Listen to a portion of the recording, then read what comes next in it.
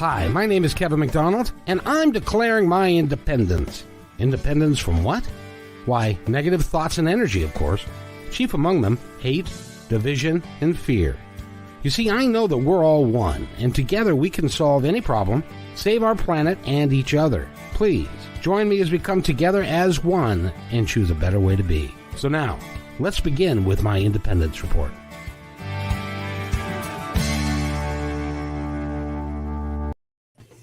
And welcome, everybody, to my Independence Report.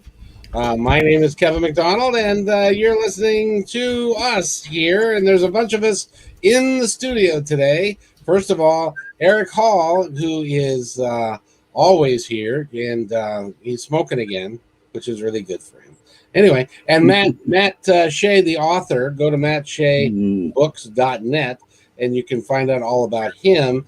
And I want to introduce a young lady that has joined the program, and her name is Kayla May, and she is right there, and she's associate producer of my Independence Report, and she's doing a tremendous job. And she brought somebody along with her that is going to talk to us today about some foraging and the Indian way and some really cool stuff. So, Kayla, who did you bring with us? You. I brought in my wonderful Aunt Georgie. So welcome in, Aunt Georgie.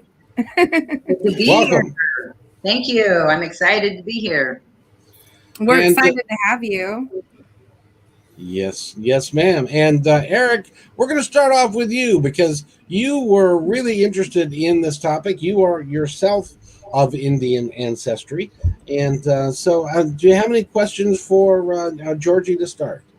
Oh, so many. It's exciting to meet someone that practices the old ways. It always is, because it's not done as much as, it probably should be done, considering where we're at in the food market. Because as people know, so much of our food comes from different parts of the country.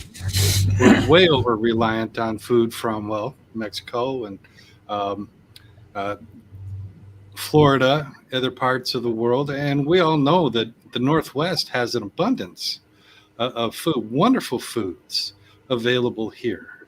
And it's terrific to meet somebody that has an active knowledge of those and how to gather them and how to use them. So I'm just excited to hear what your practices are, your priorities, or your different seasonal preferences, etc. So, this is May. What's on your list for upcoming months?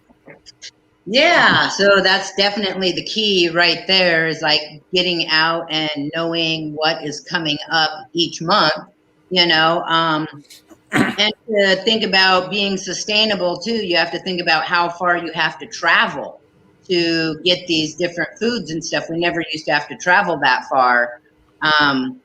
So I try to rehome, I call it rehoming things as much as possible, and to grow what I can on my own property.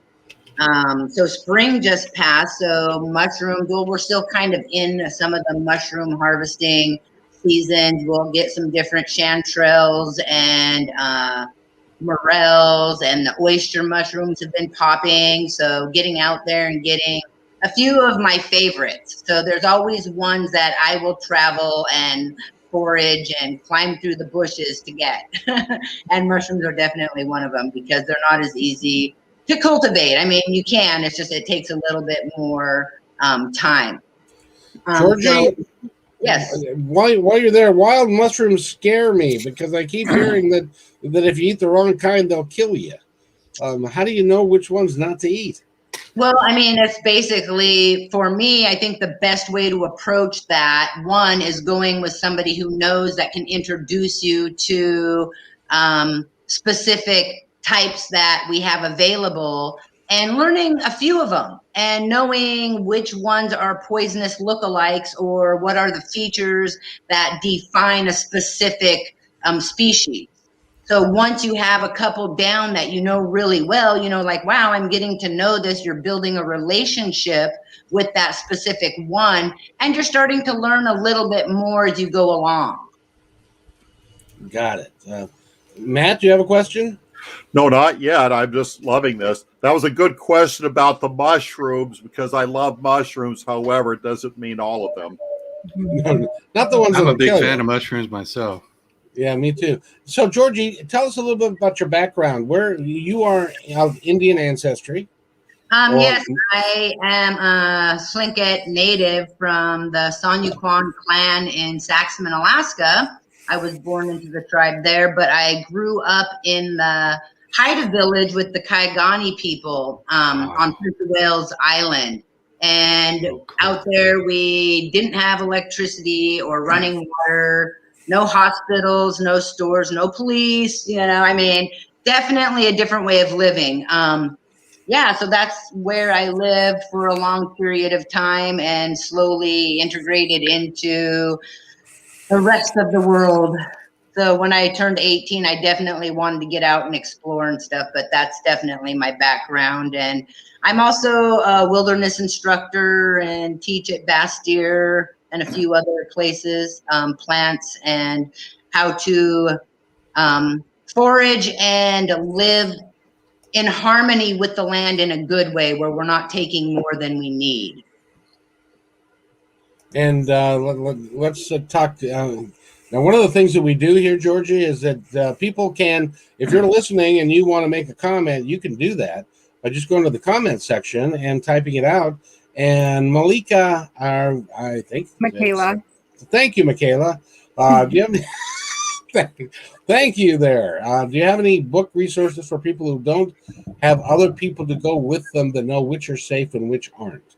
Let's see. I think all my books are out in my shop, but if you're practicing plants, there's a number of different field guides that you can use. So there's definitely look into field guides for plants. I use Pojar a lot of the time, and that one helps you know what parts to look at. And then there's some other ones that you can get that are more specific that will narrow it down to different plants by color of flower and stuff like that, which I think is a little bit easier than just diving into Pojar. As far as mushrooms go, Mushrooms Demystified is a really great book. Paul Stamens puts out a lot of excellent material that you can look up. And then also the Native Plant Society is a great resource that you can look up online, and you can type in an area and get a list of names of plants that grow in that area. And from there, you can then research a little bit further on those plants and what they look like. And you teach at Bastyr, so I imagine people can look up Bastyr University. That's in Juanita, Kirkland, right? Correct. Yes, on Juanita Drive. Juanita Drive. So people. I used to live right there. Did you? Awesome. That's right. Yeah. There's a number of classes. I teach the ethnobotany part there.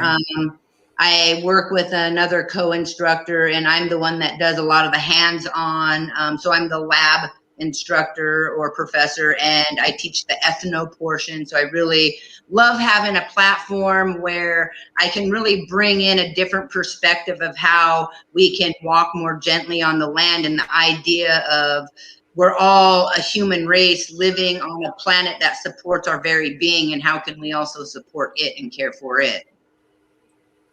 That's fascinating. Kayla, you have a question? Yeah, I kind of want to know, can you go foraging anywhere? Yeah, you can. There's plants everywhere. There's some things that you want to take into consideration when you're out there. And so we think about where are the plants growing? Do they spray it with pesticides? Is it next to a really busy road? And then if it is next to a road, you might want to go more up on the high side. So if the road kind of tilts, because rain comes down and it gets on the blacktop, and then that oil and stuff runs into the plants down there. So just being aware of that. Being aware of whose property you're on, asking permission, and being respectful. But you basically have plants right outside no matter where you're at. And chances are they're going to be medicinal or edible or both. That's amazing. So I imagine you cook a bit. I do sometimes. Yeah. So Matt just caught a couple of trout. Yes. So now So maybe using some foraging methods out of, let's say, the backyard or in the neighborhood, what might go as some trout? Okay, so I'm restricted to what I could get in my backyard. Or the neighborhood park. Yeah. Well, there's a lot of different things that you can get. It depends on the time of year. So if I was trying to stick with things that are just right offhand, sometimes smartweed gives off seeds if it's the right time of year that is kind of spicy, or the leaves are kind of spicy. There's also another really great plant. If you look outside, and maybe one of these days I'll show you, but look up sheep sorrel. So sheep sorrel has a very lemony burst of flavor to it. So you could totally chop up some sheep sorrel, and that grows everywhere, and you'll get that punch of lemon that a lot of people like to put on fish. So I would definitely use some sorrels. There's wood sorrel, which looks like a giant clover, and the wood sorrel usually lives in the woods, more, where sheep sorrel you'll find on the edges of disturbed rocks or on the edges of gardens and stuff like that. Wonderful. How long have you been working on this? Everything, when I go outside, it just looks, like, I don't know, green to me. Yeah, that's what we call the wall of green.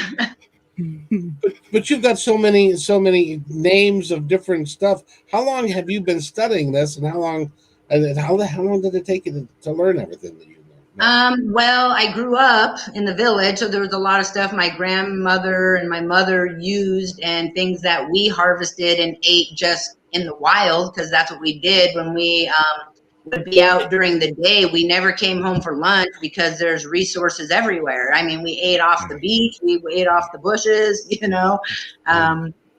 we'd have a chunk of dried smoked fish in our back pocket. So, I mean, starting from there, I guess you could say my entire life, but I've been an instructor for a little over 10 years, teaching different parts of, living off the land and with the land. That's fascinating.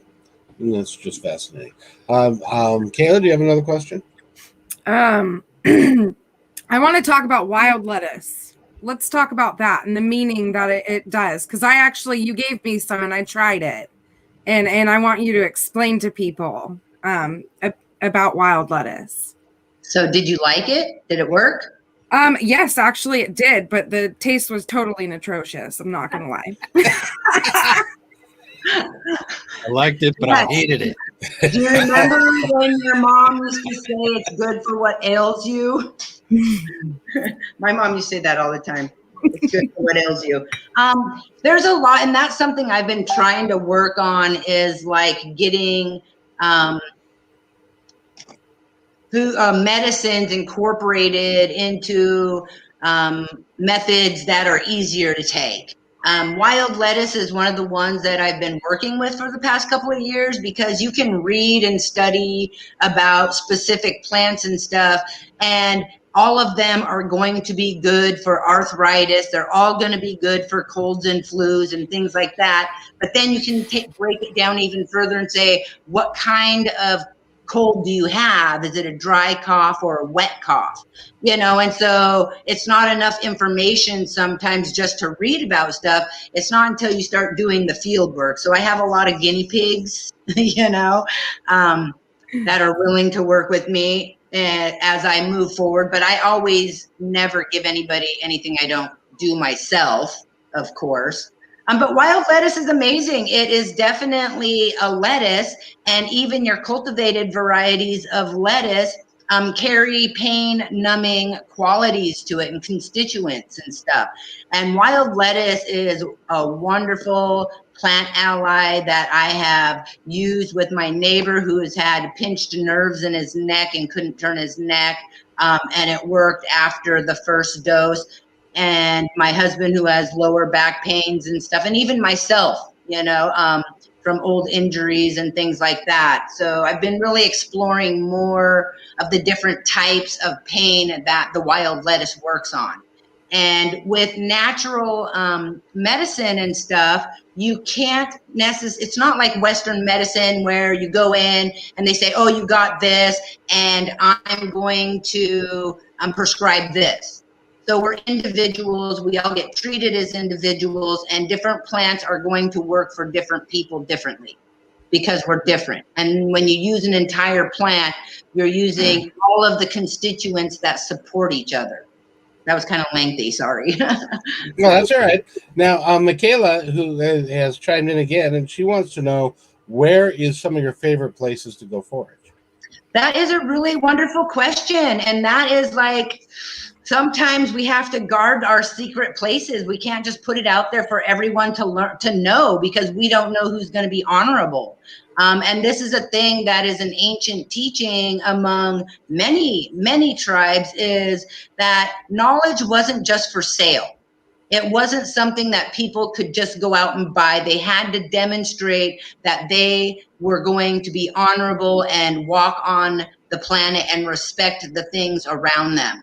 As children, we weren't even allowed to harvest cedar bark or anything like that until we demonstrated that we were going to walk in the forest gently, and that we weren't just going to be running around mindlessly picking and grabbing everything. And so although I would love to share all my spots, I can't indulge that. But I definitely would encourage you to get out and start doing some of the work. We call it dirt time. You know, if you want to find the treasure, you got to dig. You got to get in there. You got to do the work. And the way you can do that is learn, like, okay, what plant could my body use? What am I being called to as far as a particular plant that might support my body and the things that it needs? And then learn about that plant. Matt? A while back, I was talking to someone who knew a great deal about nature, the woods, honoring sacred land and everything. And he told me that often when you see a bear or a deer, they are specifically eating something knowing that it will cure the ailment that they're looking to have cured, that they have picked. It's what you're saying. Do you know anything about that? Yeah, definitely. I mean, we watch the animals and we learn from so much from them. You know, we can incorporate a lot of their behaviors into our life, which to a degree that is true. And I love the theory that we can do that. And there's definitely some specific plants that we have learned help us in a few different ways. But there's also animals that, like dogs, will eat their own poop. You know, and we are not as humans going to go do that just because the dog does that. You know, so there's certain things that maybe our human stomachs may not be able to digest in the same way. So I don't think that that would be a safe rule to just apply, like, oh, hey, I seen this animal eating this, so I'm going to start eating it too. Does that make sense? Yes. Certainly about the eating your own poop part. That makes a lot of sense. No good. I have a question for the two of you. How different is the Indian way of life or the Native American way of life, and how it was in the old days versus what's happening today? How different? What was your spiritual philosophy, your physical philosophies of living day to day? Oh, you're asking both of us? Okay. Yeah, Eric, do you want to go first? Oh, you know, I think your answer will be shorter. I'm pretty much an urban Indian, if that's even a term. Like, I didn't find out I was Native until I was 50. Wow. You know, so I have very little to talk about. And I served on the council for a few years, and I learned what I could, but I didn't grow up in the old ways, you know, and I didn't have the benefit of being on in a traditional minded tribe. So I'm really not a person that can answer that question, although I've read and I've talked to people that have experienced that, but I'm really not a person that can answer that. This is why I'm so excited that Georgie is here to talk about these things. Now, So Georgie, go ahead. Yeah, that's a really good question. And there's so many aspects and perspectives on that I could really blow that thing up. But short answer, as much as short as I can get. I think about that, and today's world is like so many tribes and nationalities in general. I feel like we all originated from tribes that lived in harmony with the land around us. And through Western or conquer, whatever that mentality is, where you have to go out and conquer and be the boss of everything and have the most, we've all been broken apart. And we're all like finding ourselves in places where we long to know who we are and that attachment that our people once had. And we all feel alone and abandoned. And I did grow up in a lot of it, but even then, being, in the era that I was, it was still pretty broken because of the relocation programs and a lot of the things that took place where the tribes and stuff no longer lived the way they did. And what happens then is like now we just have bits and pieces. And when I see a big coming back together where we are learning how to live as this community. So my experiences growing up is we definitely lived way more communally in such a different way, like the way we respected each other and the way that we just knew it was part of taking care of our families and our elders and the land. Matt? Years back, I had a friend who was a Canadian Mountie who was half Native American Indian, Canadian Indian, and her and a group of friends got together, and I was present, and they said that we are the last generation that will hear the Cree language spoken. They formed a circle, and they sounded like owls hooting, kind of that type of sound, but they were talking Cree to one another, and they understood each other. And they said, within our lifetime, this language of Native American, Native Canadian will go extinct. Matt, I still have hope. And I say that because the Lashute people, which Georgia is, you guys speak Lashute, correct? No, we Northern? Speak Slinkit and Haida. But that's part of Lashute. Oh, is it? Yeah, I believe so. You guys speak Northern Lashute, and we speak Southern Lashute, which is a lot of overlap. Overlap. Yeah, I've heard that before. Yeah, and even in some of the North Dakota people, we were talking to some of those people. So, but I have hope because the Lashute people, the Salish Seas people were saying that, 20, 30 years ago, that our language was on its way out. But the Kent School District now is teaching Lashute. Awesome. And more people are speaking Lashute now than they were 20 years ago.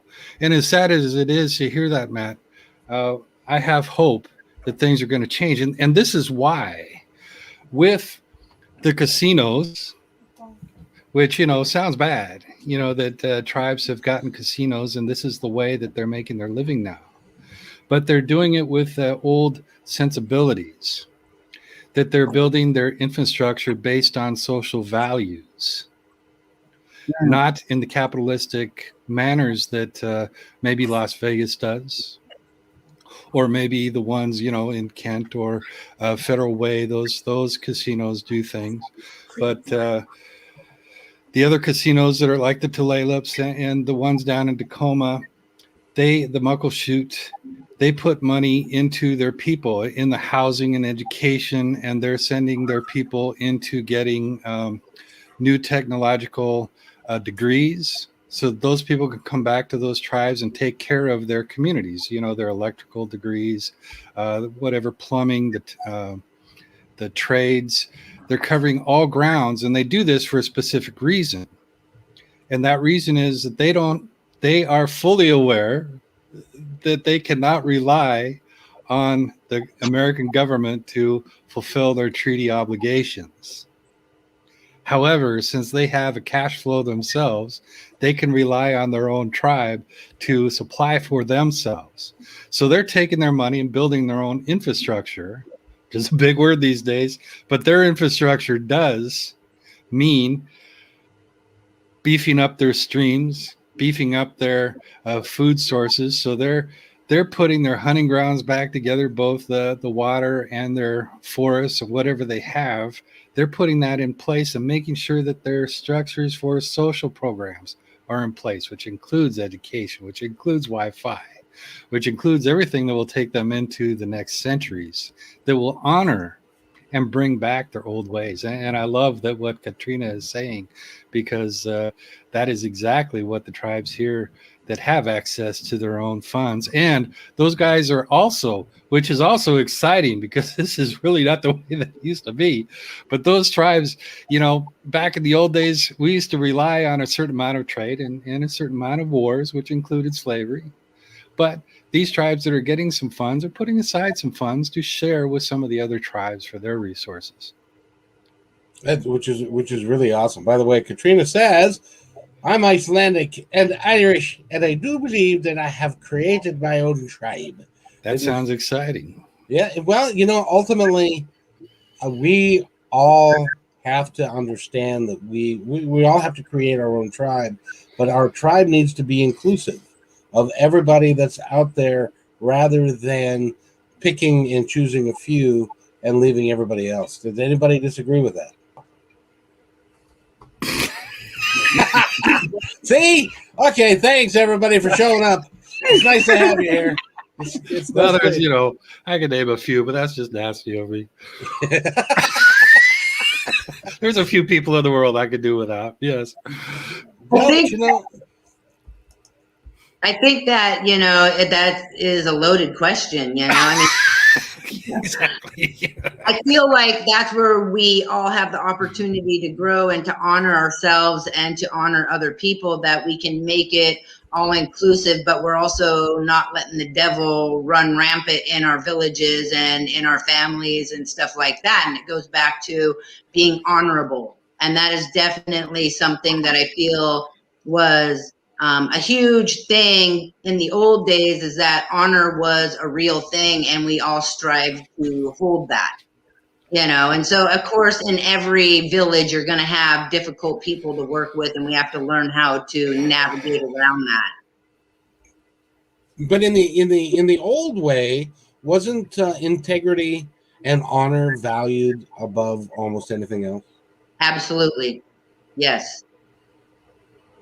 And because honor and integrity is how a society can stay together, and to grow together. Because if you're not honorable, if you don't have integrity, then you're going to cheat on your neighbor. You're going to cheat with your neighbor's wife and all that stuff. And that's not how you build a community.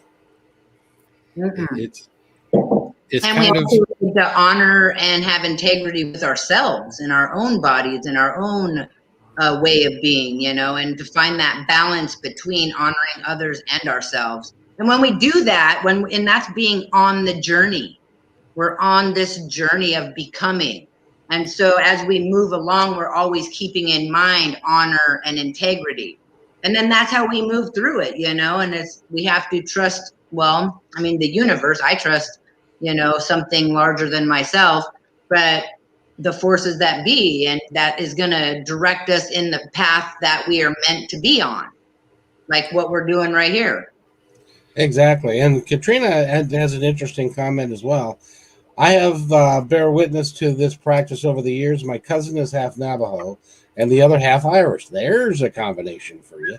And they do raise their children by traditional methods. I'm moved by how close they can be as a family. They pull together and work together, and they use many spiritual techniques as well to heal their loved ones. That's a big key, don't you think? Yeah. Yes, it is a big key. So instead of scenario, we have this all-inclusive thing going on, and somebody who has been hurt and damage comes in and starts wreaking havoc within our lovely community that is all peace and love, and then all of a sudden it starts getting us, all itchy and weird, and we have to figure out what we're going to do about it. How are we going to deal with this problem? Do we just toss them out? Because that's not loving the person either. And it's like weighing it out as we go along, be able to sit down and talk and figure out what is the best health plan, right? How do we help people heal? And I feel like that's a big part of it, like learning how to work and navigate and give people chances to be like, I want to be a part of this, or maybe they don't, or maybe it's not the right scenario for them. And I forgot why I got on all that, but where did the question start? Oh, that was so long ago. Matt, what do you think? Well, I'm enjoying this because there's a lot of diversity, but it comes from the same values, the same core values, as if day one, they've all had that nucleus and to some degree still hold it. Yeah. This is Kayla, do you have any thoughts? Nothing. I just, you need to fill your life with nothing but love and light and positiveness. If you let the negativity take control, you're not going to get anywhere in life. I mean, look at me a year ago compared to now. I wasn't anywhere a year ago compared to what I am now. So fill yourself with love and light, because your family, your friends, everyone around you, is a positive person, and they fill you with love and light. I have to say something right here, because I am not going to let you get away with that, because Kayla, you have a group of people who care for you deeply, and I'm not talking about 2 or 3. I'm talking about a bunch of them. And your Facebook page has been talked about, or has been liked by over 50 human beings know you and value you. So, and you are just beginning on your search and moving forward, and you're going to be awesome, and it's going to be wonderful, and you're going to help an amazing amount of people, just like Eric with what he does, and Matt with his writing, and Georgie with what you do. You people are all going to help people in amazing ways. Eric, do you think so? Oh, absolutely. I think Kayla is an absolutely wonderful person, and I'm excited about what she's bringing to the table. So yeah, and I love that sentence that she just said. I think that hits the nail on the head.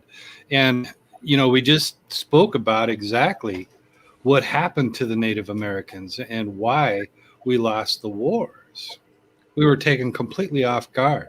The value systems were so foreign. The ethno energies that the Europeans brought was absolutely obtuse to our ways of thinking, that we had no way to conceive what the hell they were talking about. Plus, they had technological advances that couldn't be dealt with quick enough. And because things were so foreign, and let's be honest, the European culture had been conquering, overcoming completely, religiously, politically, militarily, for hundreds of years, since the Romans and before the Romans. They had been so successful at it. This is a mindset. And as fumbling and incompetent as Columbus was, he was not the first one here, of course. The natives were here. And the Vikings were certainly the first white people here. But Columbus was the guy that landed and sealed the deal of the native decline, because he represented conquest. And that word is expressed as conquest, meaning that they were going to conquer this continent. Mm-hmm. And there was no way for us to conceive that property was owned. And as has been pointed out, there was a lot placed in integrity and a lot placed in honor, so much that, in Northwest culture, potlatch was something that was given. So a family might spend years collecting gifts to share with their tribe. And that's how you attain status. And it might take generations for the status to move ahead, but that's how you claim status in a tribe, by how much you gave to the tribe. Status in European cultures was how much you could gather for yourself, how wealthy you were, how much you provided for yourself and your families.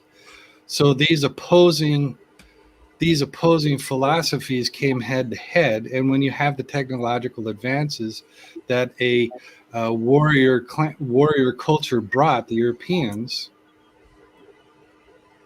it was inevitable. With the, hey, we own this property now, this is what you can do. No, we change your mind. They keep setting the bars back. No, now we want you off the land. You don't own this. No, we don't uphold these treaties. Sorry, there isn't enough of you to do anything about you. You have to leave. Kept putting the bars back. It was doomed from the beginning.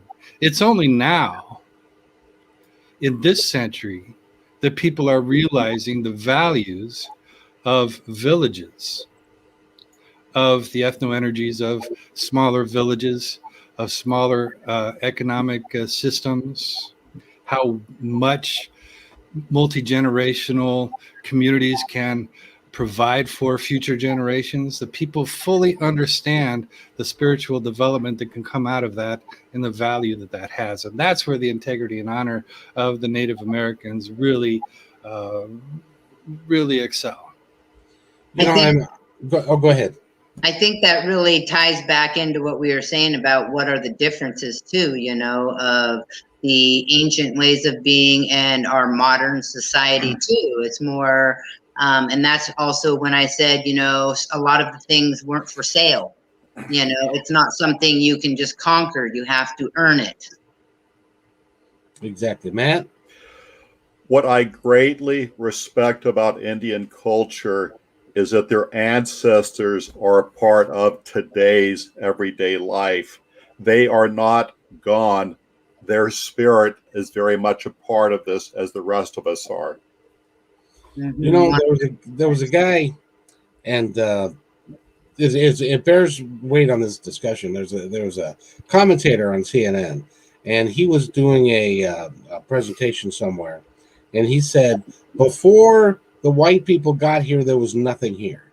Oh, that jackass, yeah.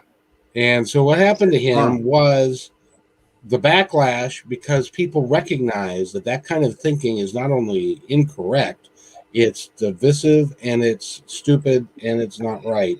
And he was let go of his position because of the outcry that he got, because that's not accurate. There were thriving civilizations here for 1,000 years before the white man got here. They just believed differently. They lived differently. And we have to get back to that.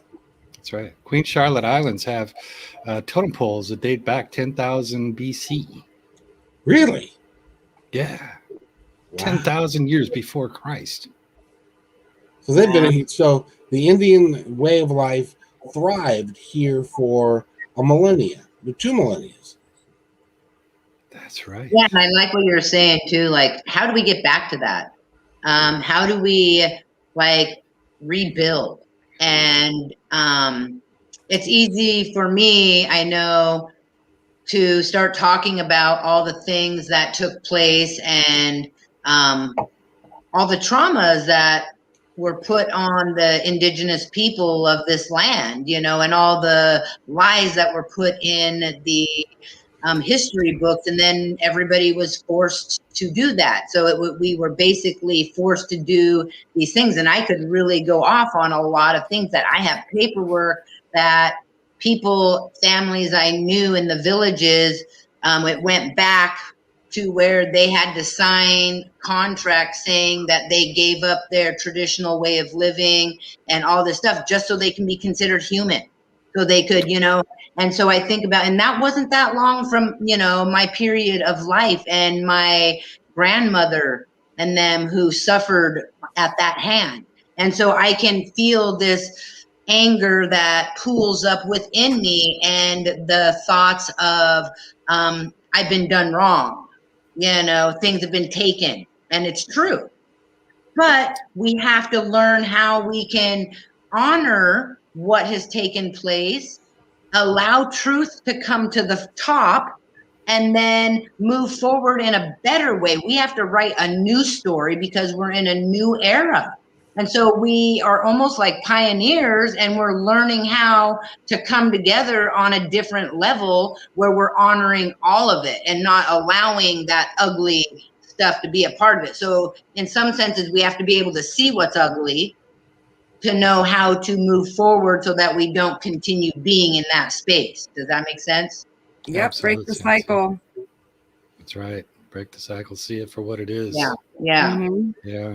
And I This think is- it's too by honoring that, honoring, acknowledgement. Somebody's been busy typing.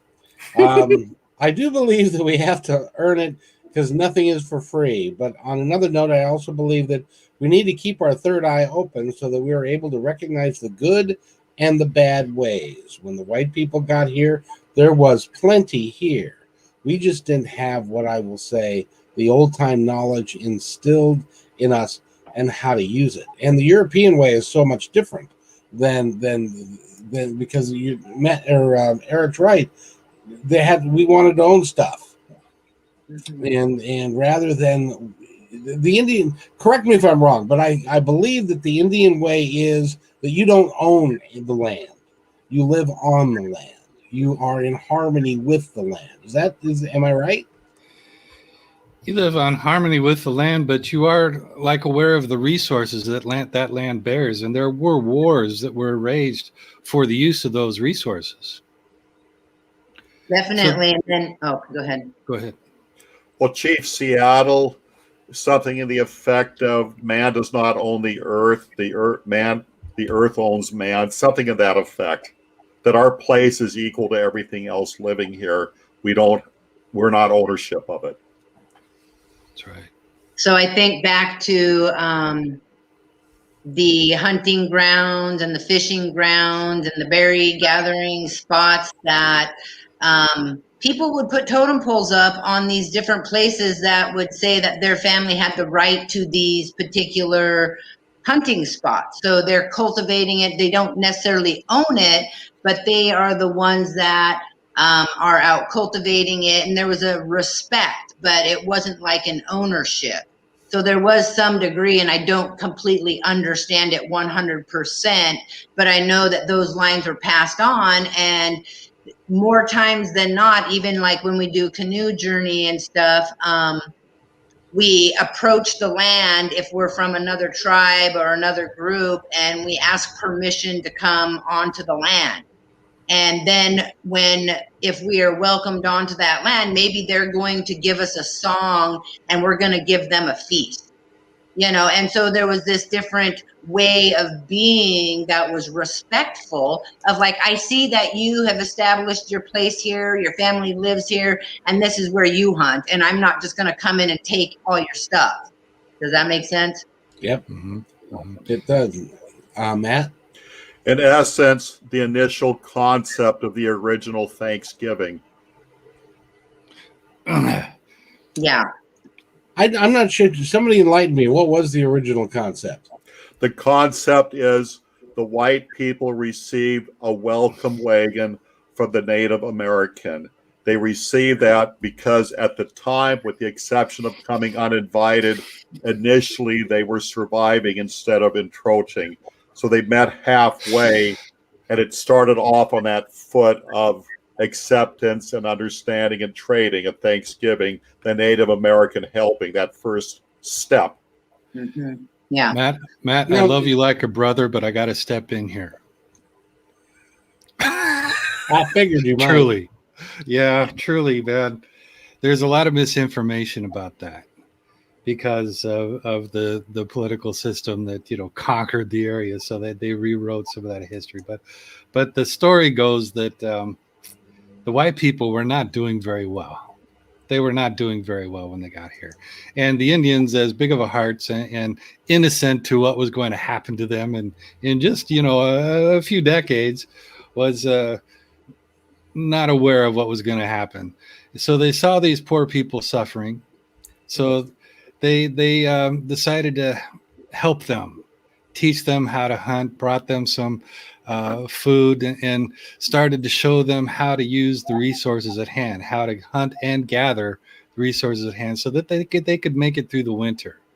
Now, the Indians, at the time, the natives at the time, they like their sensibilities like to hang out. They like to party a little bit. So they kind of overstayed their welcome. It wasn't it wasn't just a weekend, it turned into a few weeks. So they brought enough food and they started teaching these people.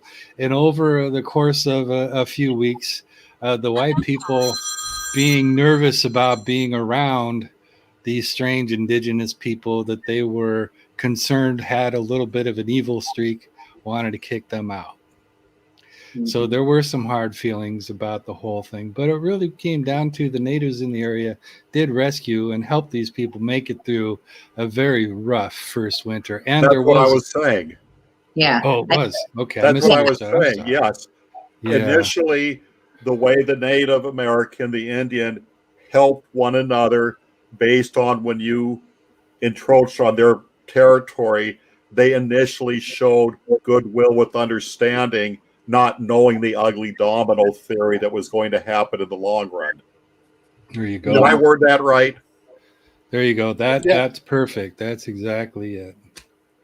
Yeah, and then, because we trusted, we had our code of ethics, our code of honor, that, your honor was everything. And if you broke that, then that's no good. So we never expected that from another tribe that would do that.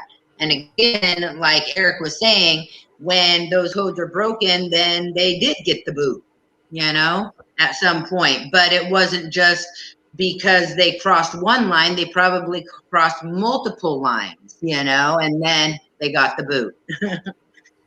I know up in Kasan or Alaska, some young people, when they did things that they shouldn't do, got banned to an island. They had to go think about it for a while on an island. They got time out. And that was just within the tribe, and then they had to go figure out how to live. So, yeah, amazing. Interesting. Boy, Katrina's got some interesting thoughts here. I want to read this again, or not again, but I've always asked for the land. I've always asked permission for the land for me to hunt, for food, for resources to build, and for medicine. I've been a caregiver for 22 years, and if there's one thing I've learned, not only spiritually can someone be healed, but Mother Earth can provide. And that really is the gist of what Georgia, from the work that you've done in medicinal medicines and things that you get from the earth that can help people, right? Yes, absolutely. And that's part of what I teach, that we not only do we ask permission, that's definitely a wonderful thing when you develop that relationship with the plants, that you can sense, like, should I be harvesting here? There's definitely things that you can take into consideration, is like, does this plant grow in abundance? If it's common in our area, can I feel good about taking these? So again, going back to the ethical harvesting and how to help propagate it and how to help care for it, so that way we can feel good, because the earth does provide everything we need. That independence, that relationship with it, where when certain skills, that you don't have to fear. You have no fear, because what is there to fear? Exactly. And Matt's become a master fisherman too, and stuff. So go ahead, Matt. What became of the buffalo, or almost became, serves as a perfect bad example. And well, exactly. If nobody's ever watched the movie Dances with Wolves, I highly encourage that you go watch that movie, because there's some moments in it where the white people came and they took the buffalo, and they left the buffalo there and took the hides, and the Indians. Correct me if I'm wrong, Georgia, but didn't in the old ways, didn't they use every bit of the animal that they took, and they never took what they would not use? Yeah. Yes. I mean, tools out of bones. I've even done it myself. Like I said, I'm a survival instructor, or have been for 10 years. Do bow drill, make primitive tools and spears and stuff. You can make glue out of the hide. You can use the sinews for sewing. I mean, everything. Man, I pray before I ever cast a line to catch trout. And in my mind, I have my list on who will get what based on what does or does not come in. And then I cook in bulk and I share with the neighbors, the seniors, my daughter, and that. And so these are meals that are a form of a Thanksgiving, a gift.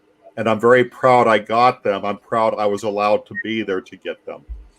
you know, I do have to compliment you, Matt, because I do know that you give quite a little bit to some. You live in a senior park, and you help some of the seniors who don't have much, that are on a fixed income, and don't. Some of them don't have a lot of food, and you help with that, and you provide fish for them, and I think that's a wonderful thing that you do, and I know Eric does as well. I caught on many years ago that I have one oar in the water, but if I start sending it out to my fellow man, my fellow human being, then I get Chef Surprise coming back. That's the only way I've advanced. And I think that's a lesson we all learn. How long until you finally get it? That's a lesson that a lot of people haven't learned yet, because if you learn that, then the world would be a different place. Don't you guys think? Yep. Yep. And that's what we're doing now. We're working on it. We're trying to figure out, how we navigate through it. And we're doing it because we're looking at, it's like one of those things I always talk about, finding the balance. We have to look at the negative a little bit, try to move forward, heal, but we have to be aware of all the good that is there too, and allow the good to outweigh the bad so that we can continue to heal in our own selves. We can't be full of bitterness and hate and pain and all that. We need to find that balance. And I think this is a great place to start on that. It's a nice thing you got going here, Kevin. Kayla, what do you think? I'm absorbing and learning right now. I'm just thrilled. It's an excitement to have her on here, and I want to continue, to have you on here and to grow with this experience that we're all sharing today, because this is magical. And I told Kevin this today when we got on, and I was like, today's magical, we're just gonna go for it, go with the flow, because this is just awesome. I love learning, and not only am I learning, but other people are learning right now as well. So if we can impact just one person a day, we're making a difference. And we're doing that right now. We're making a difference, and I absolutely love it. And we should have had her on the show. She's got a lot to say. No, we can't keep all the bitterness. We can't keep all the bitterness and hate. As I said before, we need to spread happiness and love. You'd be amazed how much love can heal. And she's absolutely right. Love is and positive emotions and positive energy can help people, which is why the podcast is, we're declaring our independence from hate, division, and fear. Because we don't need any of that anymore. We can live in love and light, as Kayla said, and we can all work together for the betterment of all of us. And we're coming to a point in time to where we have very little choice. If we don't make changes now, the devastation that we are wreaking on the planet is irreparable. So we have to talk about it, and we have to deal with it. Georgie, I would like to offer you the opportunity to for us to do more of these podcasts, so that you can explain to me what the hell lettuce that you can pick up off the ground is, and how you find it, and all that kind of stuff. Because I'm just clueless, and I think that would be good. That'd be great. Yes, man. I would like to ask an open question for the native culture from the outside looking in, because if I have any, I don't have enough of it. We all know to respect Indian burial grounds, and throughout our lives we've heard stories, and I've met my share of people that had stories, and they have to do with hearing, smelling, and sometimes seeing, if you dare trespass, so to say. And so just right there, what you girls would have to say about that. God, I wouldn't do it. I'd Oh, be no, I don't advise doing it. Just there be are so many respectful. stories and just what your culture has to say about that. Wow, that's another one of those big things there. So you think about spirituality and the other world and the people who have passed over, and then that raises up the question: is what kind of life is after death? You know, growing up in the village, I know I've seen some things and experienced some things, and I feel like there could be some truth to that, and it depends on. I feel whose grave you're at, like how spiritual were there, what kind of things took place there. I really believe that some energy can go into the earth if people put up blocks or curses or say, you know, I mean, yeah, if you're out there disrespecting it, I do believe that something's going to happen. I mean, one time I have a story of a time when I grew up playing in our old longhouse out there before it was restored, you know. And me and my brothers and sisters, it's a native village, but here we are, we're going to go up there and we decide we want to play Indians. Kind of funny, but so we're up there and we're going around the fire pit and we're just like doing the typical fake Indian sound, like, ooh. And my dad used to dance and sing and do these things. And we, started saying this chant that he used to say. And all of a sudden, our mouths and our eyes were like they were on fire, like they were burning. And all of us kids ran out of the longhouse and went down to the river and were splashing our faces to get it all off us. And so we went home and we told my mom, and my mom's like, oh, it was probably just the old dust in the place. And it's like, dude, we've been there a whole bunch of times and that's never happened. You know, and so it's really hard to think that that stuff exists if you've never had any personal experiences yourself, you know. But I definitely believe that there's a number of different manifestations that could happen. And if you're out there disrespecting it, I would definitely think about what kind of karma comes back at you. Matt, go ahead. I can honestly say that every adult I've known, and I'm 63, every adult I've known that touched off on this subject, regardless of their ethnic background, were all in agreement that the Native American spirit is alive and well, and it will get your attention if they are present or if you are causing a violation of some sort. And from there, we would all have a few stories to throw in. Yeah, yeah. Perhaps so. More aware than others. You know, Winston has got a great question for you, Georgie. And what is your favorite thing to forage? What do you like to eat that you pick up off the ground or under the ground or off the trees? Well, definitely mushrooms is one of my favorite things to get out and eat from the forest as far as the food portion of it goes, just because it's full of so much protein. And I've been on survival trips where I could eat just a tiny piece of mushroom and feel the energy restoring back to my body if I didn't have a lot of meat or anything. So mushrooms, definitely one of my favorites. You know what I think you should do, Georgie, is advise a show like, you know, Naked and Afraid. Those people they drop people into the woods naked and they're supposed to forage for themselves and stuff. I think they'd pay you money to help them out. Oh, that would be fun, huh? As long as I'm not out there doing it. I've done it enough times. I know what it's like to be out there with nothing. I mean, I used to take a group of students on a survival trek. I mean, you find food, you know how you can make it more comfortable. I mean, I'm getting up there. I'm getting too old for that stuff, but I wouldn't mind helping them out figuring out how to do it. Oh, very nice. Very nice. So, Eric, anything that you'd like to add real quick, and then Matt? Oh, gosh. Go ahead, Matt. This is the day and age of highlighting today's chef. And we remember Yule Gibbons a few years ago. You've really got something here. I could see you having a fun cooking show where, like Graham Kerr, when it's all said and done, the audience gets to taste a little bit of it. And I'm serious about that. Yeah, that could be fun. Yeah. That'd be great fun.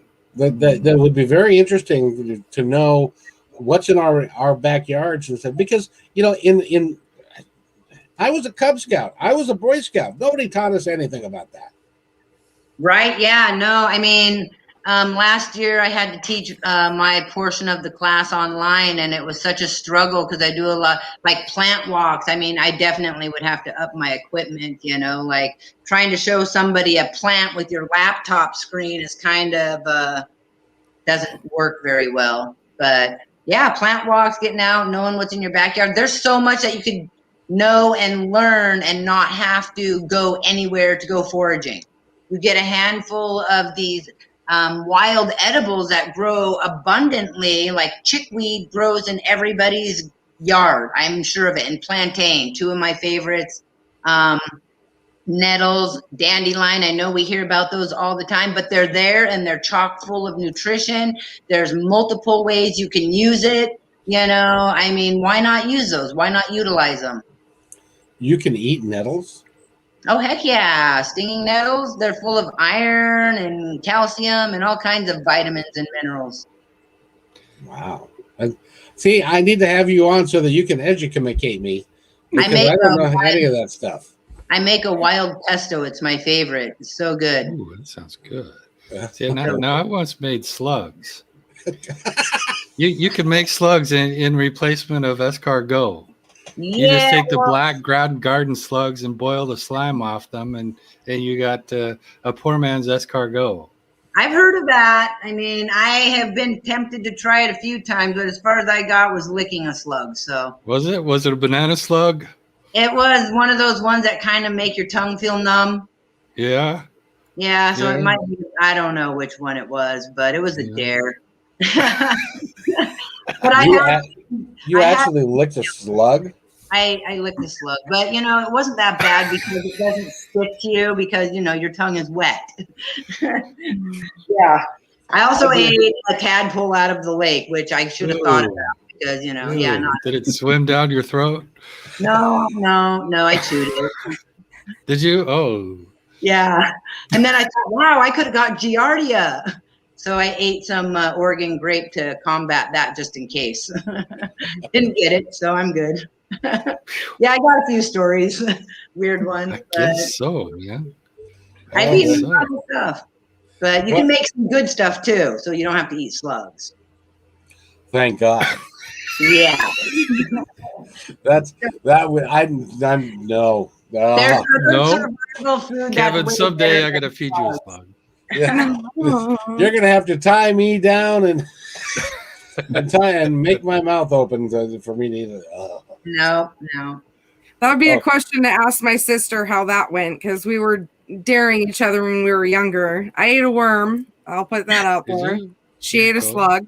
Oh my poor thing! She comes walking up to my.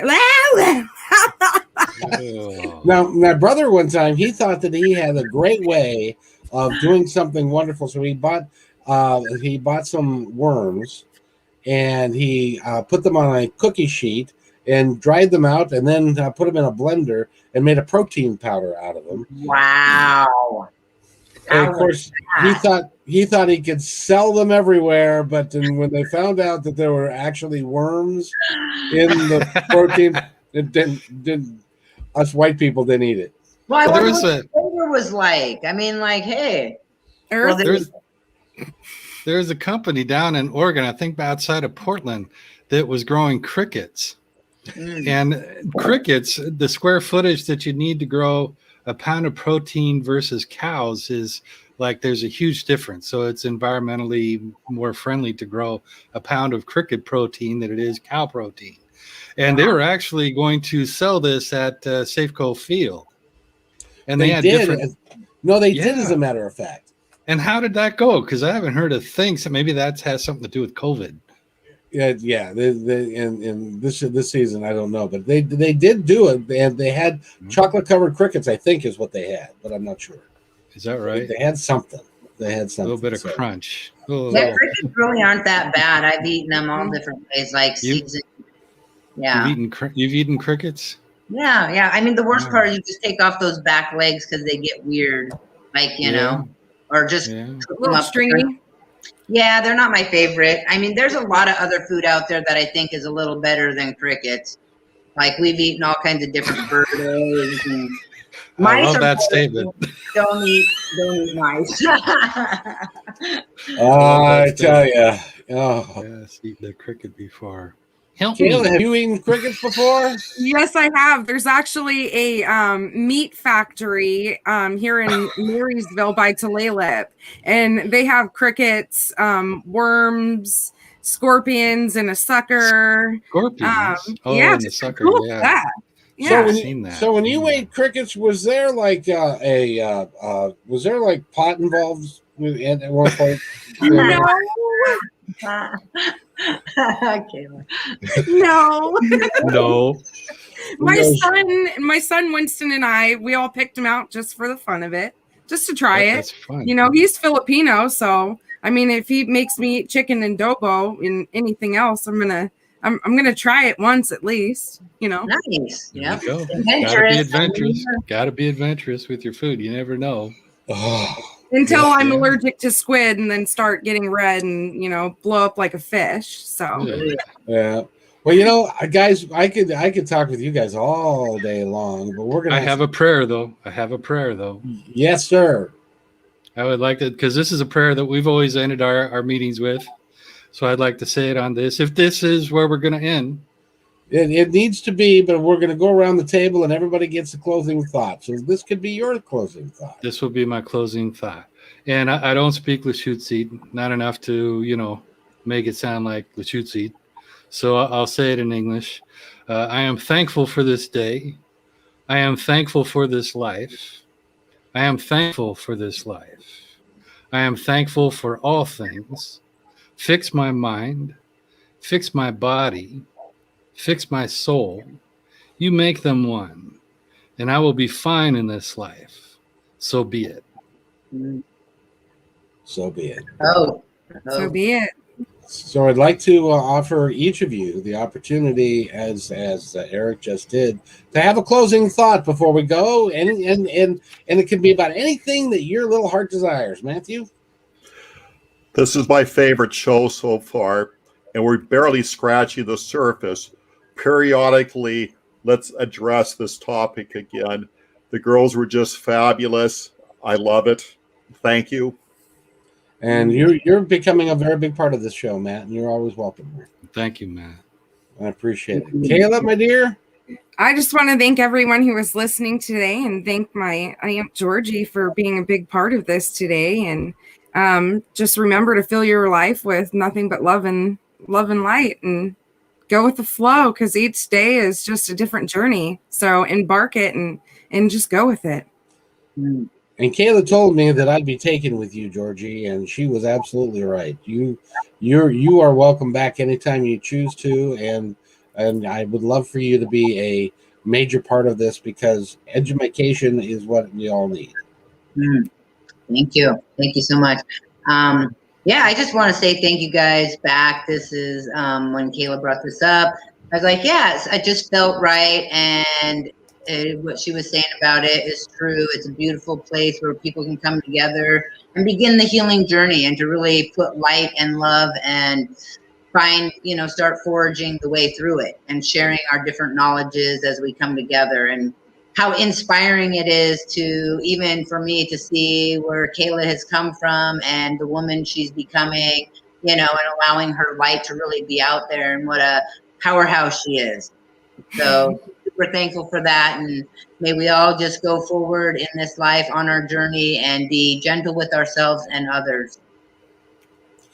And at the end of the day, at the end of your life, when it's all over and you are going to go to the other side and you're going to meet the guides and you're going to meet the other side, go without having any regrets.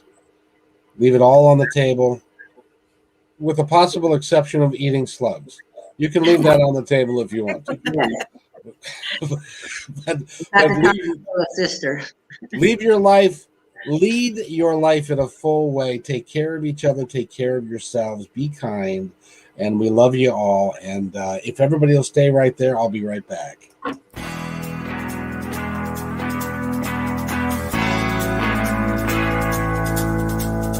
Hey, and thanks for listening to this episode all the way to the end. Hey, pretty cool. Hey, don't forget to follow us so you can receive regular updates and new posts. And remember, take care of each other because each other's all we've got. See you next time on My Independence Report.